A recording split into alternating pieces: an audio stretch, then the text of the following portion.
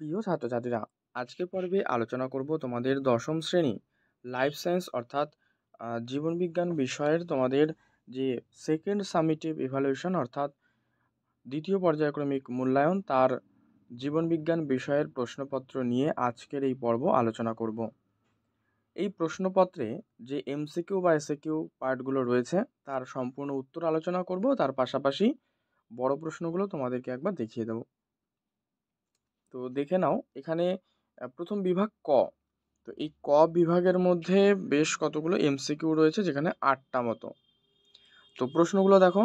প্রথম এক দাগের প্রশ্ন, যে ক্রোমোজোমের ওপর যে স্থানে কোনো জিন অবস্থান করে সেই স্থানটিকে কি বলা হয়? উত্তর লোকাস। 2, মটর বীজের বর্ণ কোনটি প্রকটত বৈশিষ্ট্য? উত্তর হলুদ। 3, কোনটি ভূমধ্যসাগরীয় রক্তাল্পতা নামে পরিচিত? উত্তর থ্যালাসেমিয়া। 4, মেন্ডেলের প্রথম সূত্রটি হলো, মেন্ডেলের প্রথম সূত্র কিন্তু পৃথকীভবনের সূত্র। 5 নম্বর প্রশ্ন, আধুনিক ঘোড়ার আদি পূর্বপুরুষ হলো, আধুনিক ঘোড়ার আদি পূর্বপুরুষ এটা করো ইওহপ্পাস। 6 নম্বর, উদ্ভিদের একটি নিষ্ক্রিয় অঙ্গ হলো স্টামিনোড। ঠিক আছে। আর রেড গ্রন্থি, আচ্ছা এখানে স্বল্পপত্র হবে কি তোমরা কমেন্টে জানাও তো দেখি। রেড গ্রন্থি অর্থাৎ রেড গ্ল্যান্ড যে প্রাণীতে অবস্থিত, রেড গ্ল্যান্ড এটা অবস্থিত হচ্ছে রুই মাছে। আর নিচের কোনটি জেরোফাইট উদ্ভিদ? জেরোফাইট উদ্ভিদ হলো ক্যাকটাস। হচ্ছে এমসিকিউ 1 মার্কসের। এবারে পরবর্তীতে রয়েছে বিভাগ খ। এখানেও 1 মার্কস রয়েছে, 6টা প্রশ্ন, অর্থাৎ এগুলো কিন্তু শূন্যস্থান দেওয়া রয়েছে, তার মধ্যে সত্য মিথ্যাও পাবো আমরা। তো যাই হোক এগুলো দেখে নিই। 1 নম্বরে রয়েছে বংশগতির জনক হলেন, উত্তর করো গ্রেগর জোহান মেন্ডেল। 2, সমসংস্থ ক্রোমোজোম দ্বয়ের নির্দিষ্ট বিন্দুতে অর্থাৎ লোকাসে একই জিনের বিভিন্ন রূপভেদকে কি বলা হয়? উত্তর অ্যালিল। 3 নম্বর প্রশ্ন, থ্যালাসেমিয়া রোগীর দেহ থেকে কোন পদ্ধতিতে লোহা অপসারণ করা হয়?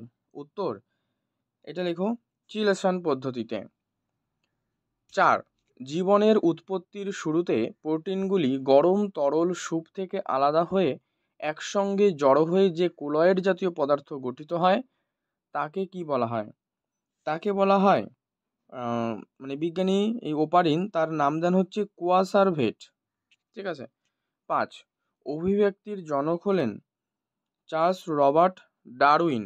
Robert Darwin. 6, মাছের দেহে কটি হৃৎপিণ্ড বর্তমান? মাছের দেহ হচ্ছে 2টি প্রকোষ্ঠযুক্ত হৃৎপিণ্ড। ঠিক আছে। এরপরে রয়েছে হচ্ছে তোমাদের সত্য আর মিথ্যা নিরূপণ করো, ট্রু ফলস। প্রশ্ন, পায়রার বায়ুথলি অতিরিক্ত O2 ধারণ করে না ফলস? ঠিক আছে।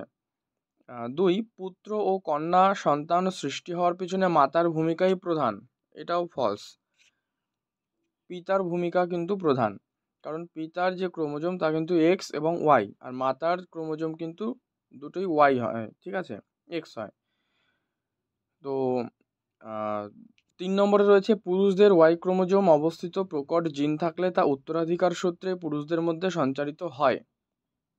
এই ধরনের জিনকে হোলান্ড্রিক জিন বলে, এটা করো সত্য। হুগো ডি ভ্রিস হলেন মিউটেশন তত্ত্বের জনক, উত্তর সত্য। রেটিয়া মিরাবিলিয়া এটা পায়রার দেহে থাকে, এটাও করো সত্য। আর উটের লোহিত রক্ত কণিকার আকৃতি ডিম্বাকার, সত্য। আচ্ছা এই হচ্ছে এমসিকিউ পার্ট। এবারে বিভাগ গ রয়েছে, যে এগুলো বড় প্রশ্ন 5 মার্কসের। ঠিক আছে, এগুলো 2 মার্কসের। গ বিভাগে যেটা রয়েছে 5টা করতে হবে। এক হচ্ছে মেন্ডেল বংশগতির পরীক্ষার জন্য কেন মোটর গাছ বেছে নিয়েছেন? 2, ক্রিস ক্রস উত্তরাধিকার কি? 3, অসম্পূর্ণ প্রকটতা অর্থাৎ ইনকমপ্লিট ডমিনেন্স কি? মানুষের 2টি লুপ্তপ্রায় অঙ্গের নাম লেখো। হ্যাঁ, আচ্ছা। 5 হচ্ছে মৌমাছির ওয়াকটেল নৃত্য কি? শিম্পাঞ্জির একটি আচরণগত অভিযোজনের উদাহরণ দাও। আর বিভাগ ঘয়ে রয়েছে তোমাদের 5 মার্কসের প্রশ্ন। এই যে দুটো দেখো, টোটাল 10, 8 যোগ 1 যোগ 1 10, আর 5 যোগ 5 10। আচ্ছা, ঘ বিভাগে হচ্ছে 10 মার্কসের কোয়েশ্চেন। যে গিনিপিগের এক সংকর জনন পরীক্ষাটি চেকার বোর্ডের মাধ্যমে লেখো এবং এই পরীক্ষার ফিনোটাইপ আর জিনোটাইপ অনুপাত লিখতে হবে 1:1, ঠিক আছে। অথবা এইটা করতে পারো যে পায়রার উড্ডয়নে বায়ুথলির ভূমিকা আলোচনা করো, পায়রার অন্যান্য অভিযোজনগত বৈশিষ্ট্যগুলি লেখো। তো এই হচ্ছে তোমাদের জীবনবিজ্ঞান প্রশ্নপত্র রয়েছে সম্পূর্ণটা। তো এটা আমি আলোচনা করলাম। পত্রটি যদি ভালো লাগে অবশ্যই কিন্তু লাইক করে দিও, শেয়ার করে দিও, আর চ্যানেলে নতুন হলে অবশ্যই সাবস্ক্রাইব করে রাখবে।